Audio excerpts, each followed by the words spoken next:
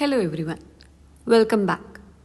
आज हम fundamental rights के एक बहुत ही क्रूशियल पार्ट के बारे में डिस्कस करने वाले हैं, जो कि है आर्टिकल 23 एंड 24, जो कि बात करते हैं प्रोटेक्शन अगेंस्ट एक्सप्लॉयटेशन के बारे में।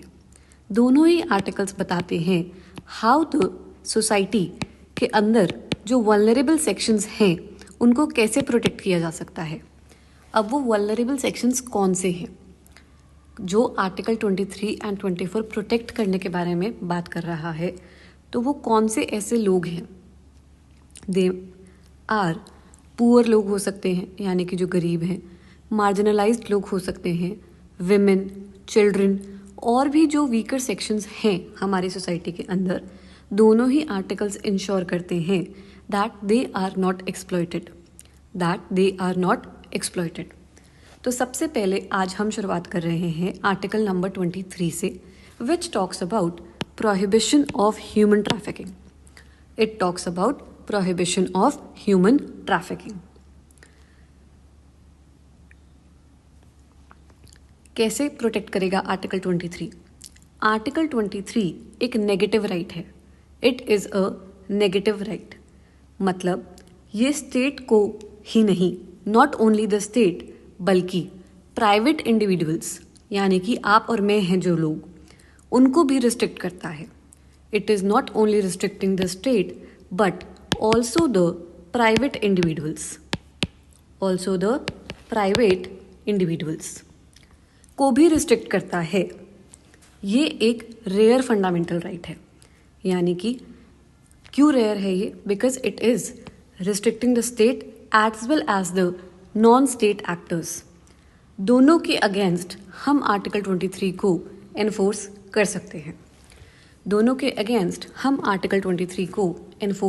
सकते हैं। क्या प्रोहिबिट कर रहा है आर्टिकल 23? क्या प्रोहिबिट कर रहा है? It is restricting the traffic in human beings.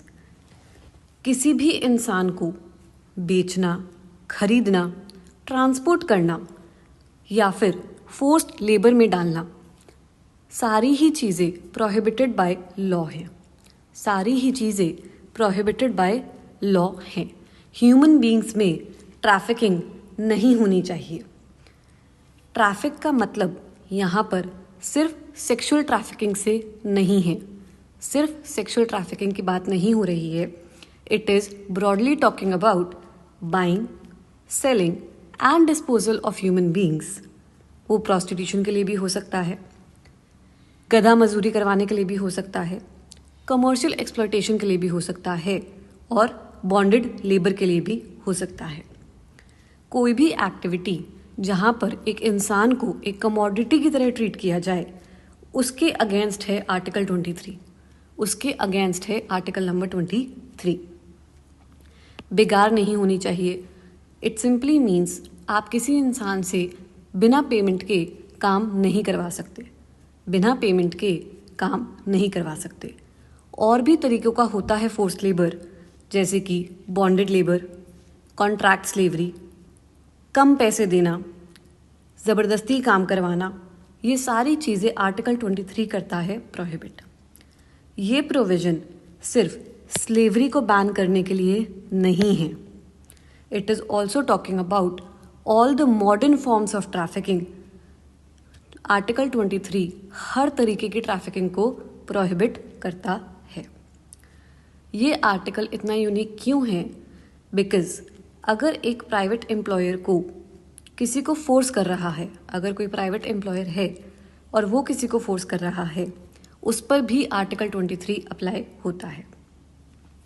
इसका सिंपल मीनिंग यही है, ह्यूमन राइट्स का डायरेक्ट एनफोर्समेंट प्राइवेट रिलेशनशिप में पॉसिबल है। Now, let us move forward to some of the case laws that we are going to discuss in article number 23. सबसे पहला case law है people's union for democratic rights versus union of India. ये 1982 का case law है। इसको Asiad workers case भी कहा जाता है। So now let's get into a little bit of facts. क्या है इसके फैक्ट्स? दिल्ली में एशियन गेम्स का कंस्ट्रक्शन चल रहा था. दिल्ली में एशियन गेम्स का कंस्ट्रक्शन चल रहा था. वहाँ पर बहुत सारे मजदूर काम कर रहे थे. A lot of labour was involve. Government के कॉन्ट्रैक्टर्स ने उनको मिनिमम वेजेस से भी कम पैसे दिए और काम छोड़ने पर धमकी दी जा रही थी. ना तो वो काम छोड़ सकते थे और उनसे वहाँ पर ज़बरदस्ती काम करवाया जा रहा था और पैसे भी कम दिए जा रहे थे. क्या इशू बना इस केस का? What was the issue in the case? Minimum wages के नीचे काम करवाना. मिनिमम वेजेस के नीचे काम करवाना, क्या वो फोर्स्ड लेबर नहीं है? क्या वो आर्टिकल 23 को वायलेट नहीं कर रहा? So in this case it was held that it is a clear violation of article number 23. Minimum wages से कम पेमेंट का मतलब ही है कि फोर्स्ड लेबर हो रहा है. और जो उन्होंने कहा कि उनको धमकी दी जा रही है, तो it was direct coercion. It was direct coercion. It is not necessary कि कोएर्जन फिजिकल भी हो. Mental coercion is also coercion. State को इंश्योर करना था यहाँ पर दैट प्राइवेट कॉन्ट्रैक्टर्स जो इन्वॉल्व हैं इस काम में, that they are not exploiting the labour. So, what was the ratio behind the case? No one can be allowed to force a person to work for less than minimum wages. क्यों? Because it is in clear violation of article number 23. This was the judgment that recognized that exploitation is there and it is in real form. It is in real form. There was this case law. Bandhua Mukti Morcha versus union of India 1984 supreme court. यहाँ पर क्या हुआ था? Now we are moving forward to the next case law. PUDL वाला case अब खत्म हो गया. We are moving to a next case law जिसका नाम है Bandhua Mukti Morcha versus union of India 1984. Now what were the facts of this case?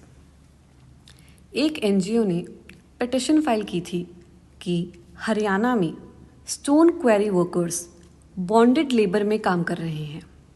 वो लोग डेट के चक्कर में पिट जनरेशन से मजदूरी कर रहे हैं.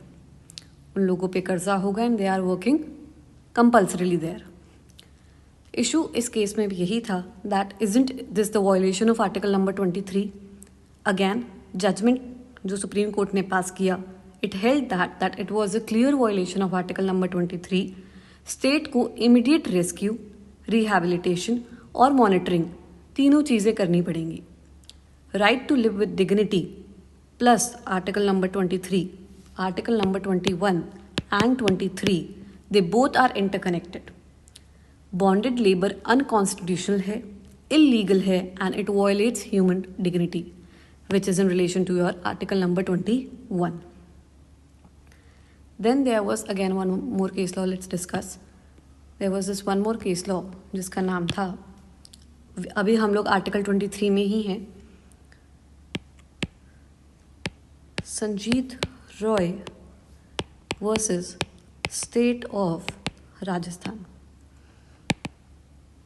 ये 1983 का केस लॉ है. This is a case law of 1983. यहाँ पर क्या फैक्ट्स थे? ड्रॉट रिलीफ प्रोग्राम में मजदूरों को मिनिमम वेजेस से भी कम पैसा दिया जा रहा था. इशू जो इस केस में बना अगेन वो यही था, जो ये रिलीफ प्रोग्राम्स होते हैं क्या वो भी आर्टिकल 23 के स्कोप में आ सकते हैं? कोर्ट सेड यस, अगर वहाँ पर भी लेबर इन्वॉल्व है जिनको मिनिमम वेजेस से भी कम पैसा दिया जा रहा है, then it is again direct violation of article 23. Even the relief programmes can be included in this. Article 23 cannot be suspended even in emergency like economic situations. ऐसा नहीं हो सकता. Relief programs would be considered a part of it. There is this one more case law जिसका नाम था Deena versus union of India 1983 Supreme court. यहाँ पर क्या था? यहाँ पर जेल्ड प्रिजनर्स थे. अगेन दे वर अनपेड और उनसे भी फोर्स्ड लेबर करवाया जा रहा था। अब इशू ये था कि क्या प्रिजनर्स जिनसे हम लेबर का काम करवा रहे हैं, क्या उनका भी आर्टिकल 23 वायलेट हो सकता है? जजमेंट ने यही कहा दैट प्रिजनर्स से लेबर करवाने का मतलब आर्टिकल 23 का वायलेशन नहीं है अगर लॉ ऑथराइज्ड हो और वर्क डिग्निफाइड हो, बट अनपेड काम हमेशा अनकॉन्स्टिट्यूशनल होगा। बट अनपेड काम हमेशा अनकॉन्स्टिट्यूशनल होगा। अब हमारे लिए समझने की बात क्या है कि आर्टिकल 23 सिर्फ कुछ चीज़ें परमिट करता है जो कि प्रोवाइडेड है उसके क्लॉज 2 में। Compulsorily service for public purpose, जैसे कि military draft, disaster management, civic duties, but इसके अंदर भी डिस्क्रिमिनेशन नहीं होनी चाहिए। इसके अंदर भी डिस्क्रिमिनेशन नहीं होनी चाहिए। Now let's move forward to the next article, that is article number 24, which is prohibiting child labor. It simply talks about prohibition of employment of children in factories. क्या कहता है आर्टिकल नंबर 24? ये एक humanitarian provision है। ये एक humanitarian provision है।